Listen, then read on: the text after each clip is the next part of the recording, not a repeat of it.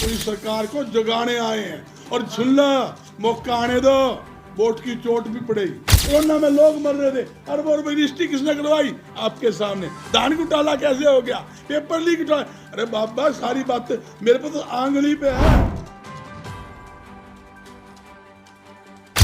हमारे युवाओं को रोजगार मिले, गुंडागर्दी खत्म हो। और एक बात कहता हूँ, सरकार अच्छा काम करेगी, सबसे पहले सरकार का सहयोग करने वाला बजरंग दास गर्ग होगा और व्यापार मंडल।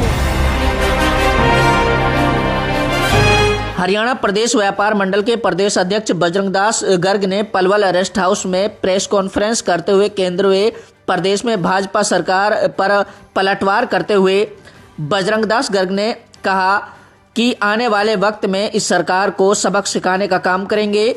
अगले वर्ष अक्टूबर में चुनाव होने वाले हैं, इसलिए सीधा और साफ कहना है कि जो व्यापारी हित की बात करेगा वही देश पर राज करेगा।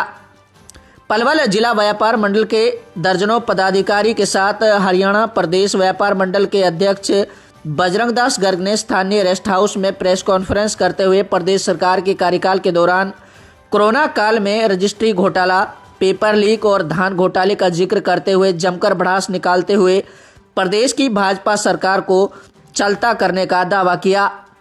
उन्होंने कहा कि प्रदेश सरकार ने आम आदमी और व्यापारी के लिए एक पैसे की कहानी कोई छूट नहीं दी और सरकार की चमचागिरी करने वालों के वारे न्यारे करने का काम किया है। माल संस्कृति ने छोटे व्यापारी और आम गरीब को लूटने और बर्बाद करने का काम किया है। उन्होंने कहा कि छूट की संस्कृति मालों से आई है, जहां पर 80 और 85% तक छूट का लालच देकर लोगों को ठगा जा रहा है। यह छूट की संस्कृति ही असली लूट है, इस पर प्रतिबंध लगना चाहिए। हरियाणा प्रदेश व्यापार मंडल के अध्यक्ष गर्ग ने अपना बचाव करते हुए भी कहा, गलत आदमी का साथ व्यापार मंडल नहीं देगा। नकली सामान बेचने वाले और नकली काम करने वाले देश के दुश्मन हैं। व्यापार मंडल हमेशा उनके खिलाफ है।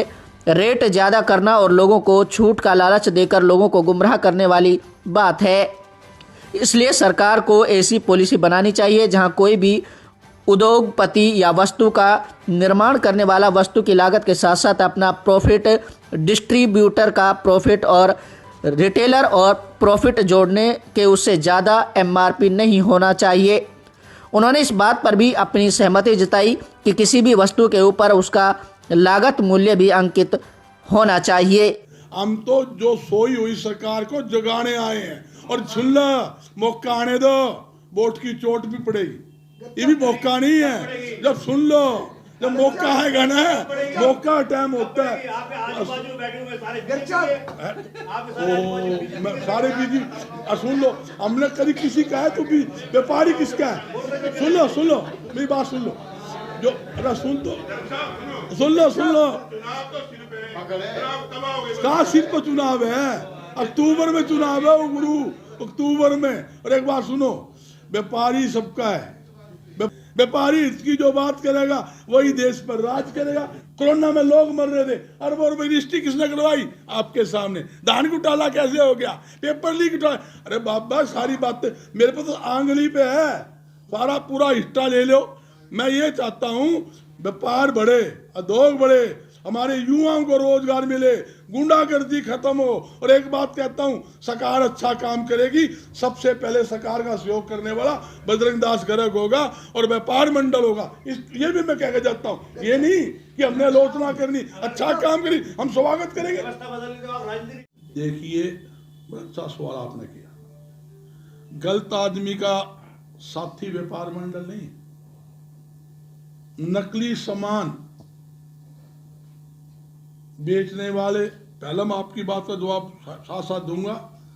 नकली काम करने वाले, नकली सामान बेचने वाले देश के दुश्मन हैं। व्यापार मंडल हमेशा उनके खिलाफ है। जहां आपने कहा भी कुछ कंपनियां, हर एक नहीं होती, कुछ कंपनियां हैं कि MRP ज़्यादा कर देते हैं, उसमें लेस कर देते हैं। ये बड़ी बड़ी कंपनियां हैं। ये मॉल में चले जाओ, भारी छूट 70%। उसका MRP 1000 रुपये होगा, 70 छूट जब 300 में देगा।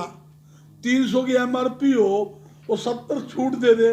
कई बोर्ड में देखा 85% छूट। भाई ये छूट की दुकान है ना, ये लूट की दुकान है।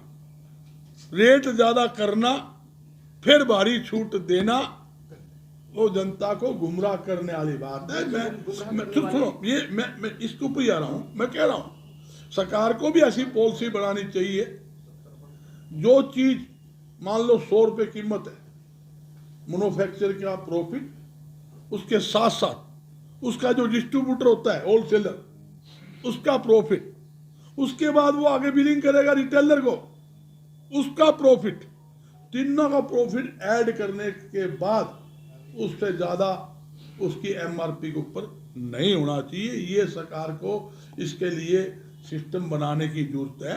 उसके लिए हम सरकार के साथ हैं, इसमें कोई दो राय। आपने केंद्र सरकार का सवाल कर लिया। केंद्र सरकार तो कहती कुछ है, करती कुछ है। ये तो मोदी साहब थे, नू कहते 2 करोड़ युवाओं को 2 साल नौकरी दे दूंगा, नहीं दे दी। नू कह करदा 35 रुपए लीटर पेट्रोल डीजल दूंगा, 60 रुपए ज्यादा है मेरे भाई बहनों, आज वो 90 पार करा दिया। यूं कहा करते रसोई गैस सिलेंडर 400 रुपए, 10 रुपए बढ़ जा करते, कोई तो सिलेंडर के ऊपर बैठा करदा, कोई सिलेंडर ने ऊपर धरला करदा। सुनो मैं आपकी बात भी बता रहा हूं, मैं वो सरकार की बात बता रहा हूं, वो कर दिया। मैं यही कहना चाहता हूं, सरकार कहती कुछ है, सरकार ने सारा पैसा बड़ी बड़ी कंपनियों को, जनता का नेक कमाई का पैसा बड़ी बड़ी कंपनियों को लुटाने का काम किया है। अरबों रुपए जो बड़ी बड़ी मेरा सवाल तो केवल ये है कि किसी भी वस्तु के ऊपर उसका जो लागत मूल्य है वो अंकित होना चाहिए या नहीं होना चाहिए? मैं होना चाहिए, मैं पहला कह चुका हूं। मैं ये कह रहा हूं सरकार क्यों नहीं करती? ये बड़ी बड़ी कंपनियां सरकारों के ये चमचे हैं, ये बड़े बड़े मॉल छोटे गलियां में दुकानें बंद करवा दी। दुकान रिटेलर क्या बेचेगा? एक मॉल वाला ही वही तो नमक बेचेगा, वही पुड़िया बेचेगा, वही पैंट बेचेगा, वही अंडरवेयर बेचेगा। मॉल के ऊपर कोई शॉप इंस्पेक्टर लागू नहीं है, हमारे पे लागू है। क्यों लागू भाई? साहब ये छूट वाली जो संस्कृति है, इसके लिए उद्योगपति जिम्मेवार हैं या व्यापारी? इसके लिए सरकार जिम्मेवार है। क्यों जिम्मेवार है? जब सरकार की पॉलिसी ठीक नहीं होगी तो व्यापारी करेगा। सरकार एक पॉलिसी बना दे, भाई नए उद्योग लगे उनके लिए 50% बिजली में सब्सिडी और व्यापारी को सब्सिडी दे। और मैं दावे के साथ कहता हूं, हरियाणा में उद्योग लगवाने की गारंटी हमारी, हम लगवा के देंगे। हमारी बात के ऊपर, व्यापारियों की जवान के ऊपर पड़ोसी राज्यों का उद्योगपति विश्वास करता है, विदेशी कंपनियां विश्वास करती है। हमने एक ही बात कहना, भाई हरियाणा के हालात सुधर गए हैं, लाइन ऑर्डर की स्थिति सुधर गई है, हर प्रकार की सुविधा मिलेगी, सरकार से हमारी गारंटी है। आप उद्योग लगाए, लोग उद्योग लगाए, क्यों नहीं?